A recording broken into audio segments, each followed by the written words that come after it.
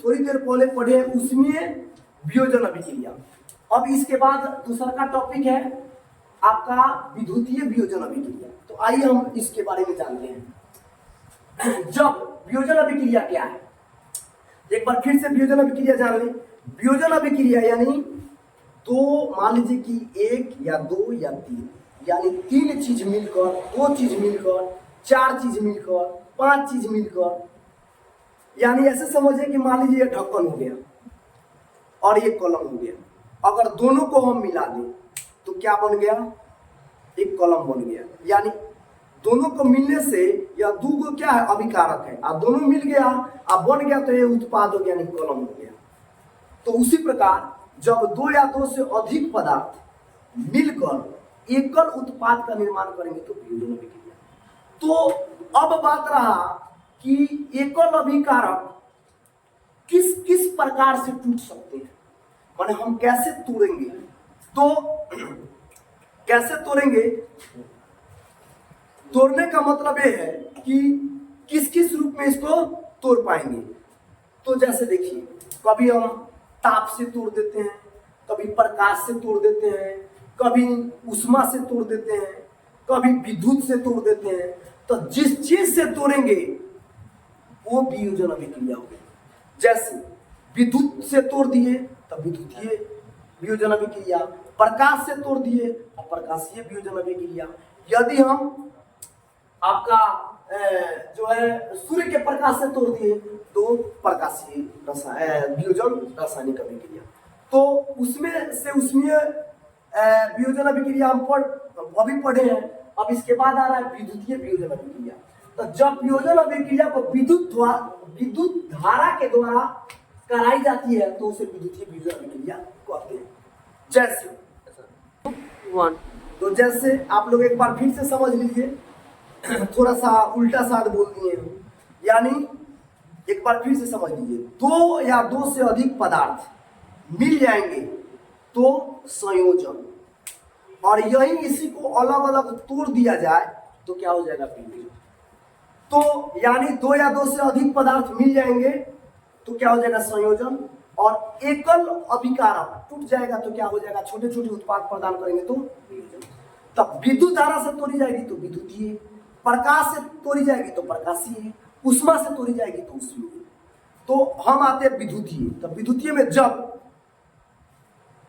वियोजन अभिक्रिया को विद्युत धारा द्वारा कराई जाती है तो उसे विद्युतीय वियोजन कहते हैं। अब जैसे विद्युतीय धारा से कैसे कराएंगे, तो पिछले वीडियो में हमने आप लोगों को बताया था कि जैसे जल H2O, इस जल को तोड़ना है।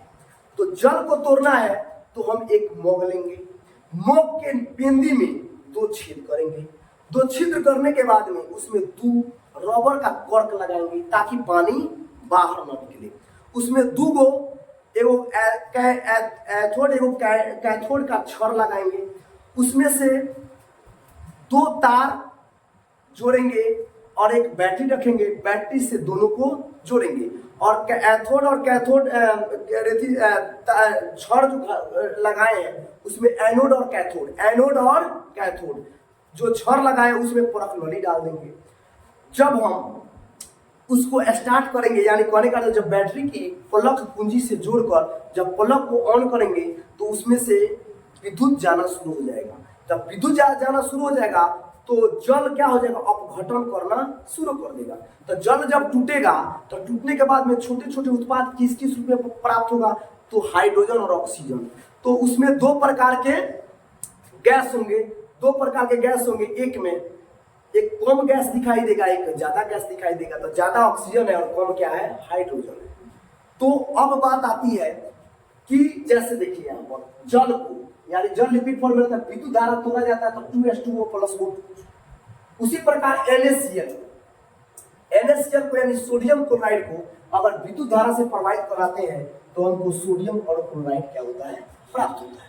तो जैसे तोड़ने की विधि भी बता चुके हैं, तो एक बार फिर से बता दें, यह हम वियोजन अभिक्रिया के प्रकार बता रहे हैं। तब विद्युत से हमने विद्युत के जरिए तोड़ा तो विद्युतीय वियोजन अभिक्रिया। अब बात आती है प्रकाश वियोजन अभिक्रिया।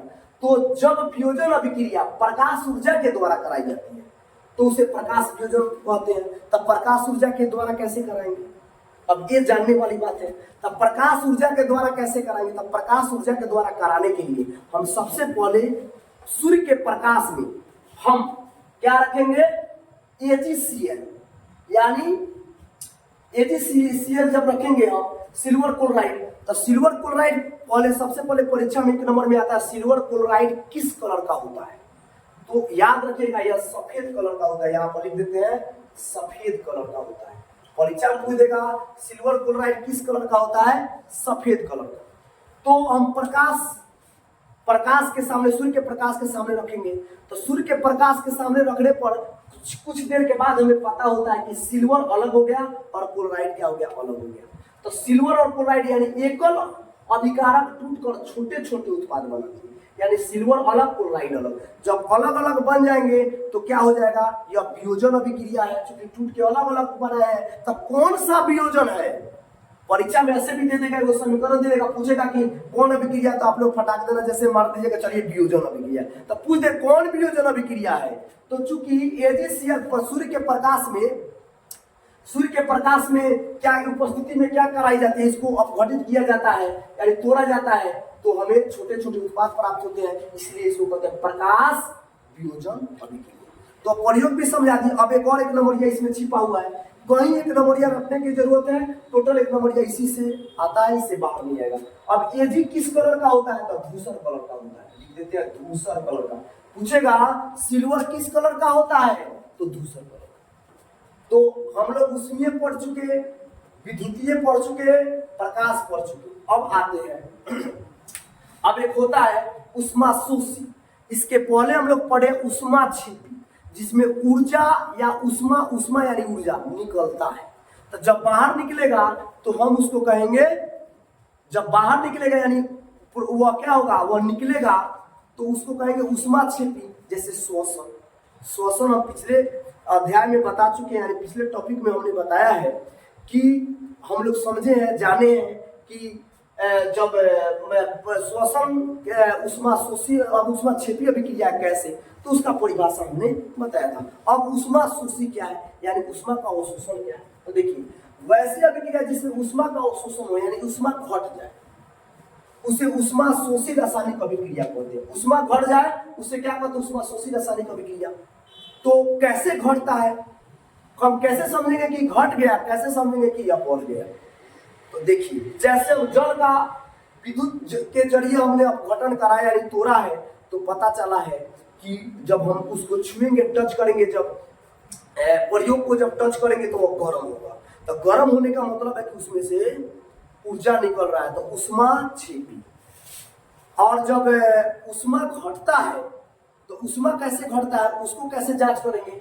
तो सबसे पहले 1 ग्राम अमोनिया क्लोराइड लीजिए, 1 ग्राम अमोनिया क्लोराइड। तो अमोनिया क्लोराइड का सूत्र होता है NH4Cl, अमोनिया क्लोराइड। जब इसको जल में हम मिलाएंगे, H2O जल में मिलाएंगे, तो हमको बनेगा क्या, NH4Cl। Q का मतलब होता है क्या, बिलियन, ये लिखा चुके हैं पिछले में।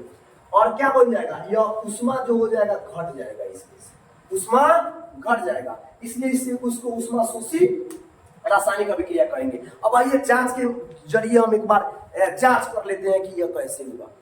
जांच के तो देखिए 1 ग्राम अमोनिया क्लोराइड लीजिए, कितना ग्राम, 1 ग्राम अमोनिया क्लोराइड कांच के छड़ में जब मिला देंगे, कांच के छड़ में मिला देंगे तो उसको हम टच करेंगे तो देखेंगे कि यह तो एकदम ठंडा हो गया है। तो ठंडा होने का मतलब क्या है, जैसे आप लोग एक प्रकार से समझ लीजिए, कहा जाता है देहात में कि देह ठंडा गइल बा, तो देह ठंडा गइल बा यानी काका गइलो, देह ठंडा गइल यानी काका मर गइल, यानी उनकर ऊर्जा खत्म हो गई।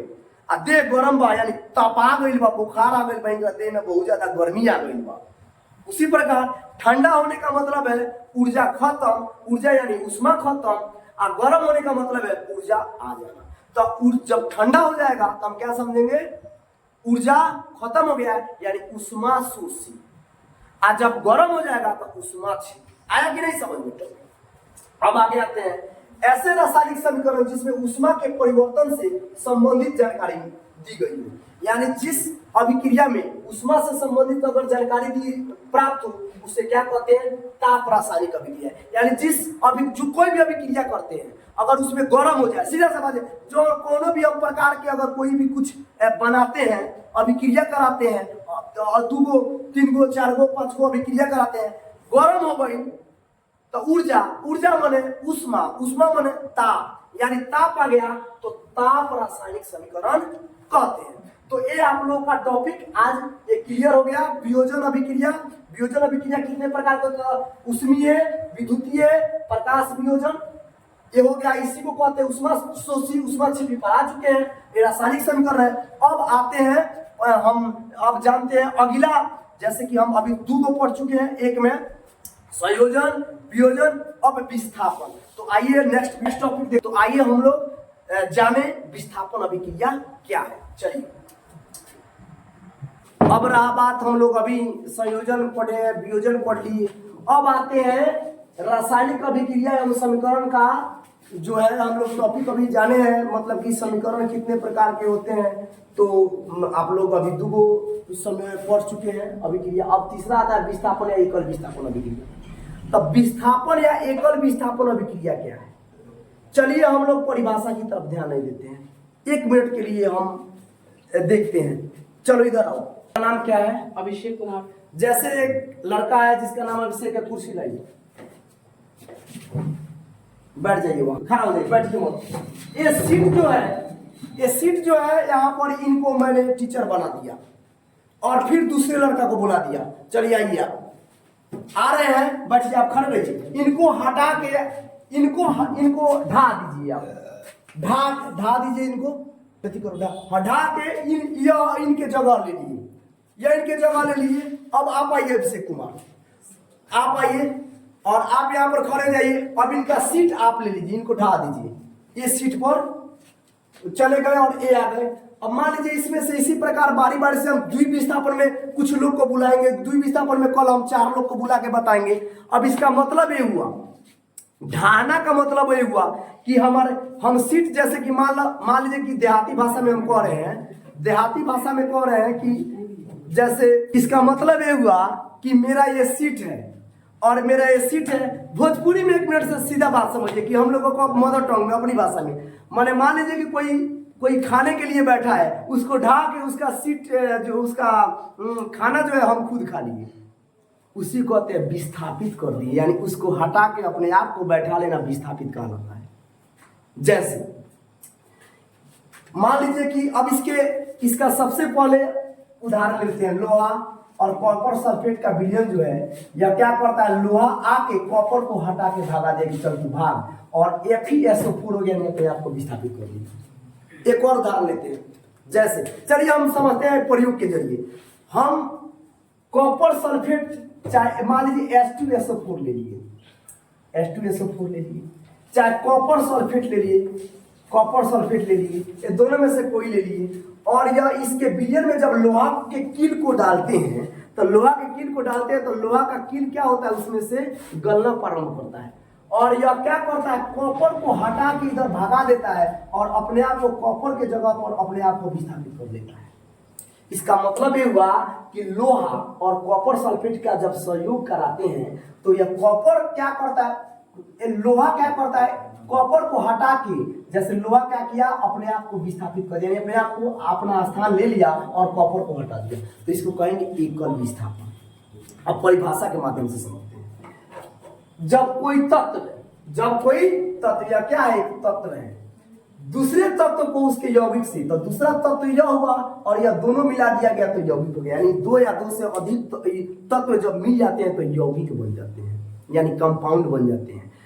तो ये तत्व हुआ और दोनों मिला दिया, कॉपर और सल्फेट दोनों मिला दिया गया, तो यह क्या हो गया, यौगिक हो गया। जब एक तत्व दूसरे तत्व को उसके यौगिक के विलयन से, या विलयन एक का मतलब होता है विलयन, एस का मतलब होता है सॉलिड माने ठोस, तो क्या करता है, विस्थापित करके खुद लोहा जो है इसके स्थान ले लेता है, उसको क्या कहते हैं, एकल विस्थापन।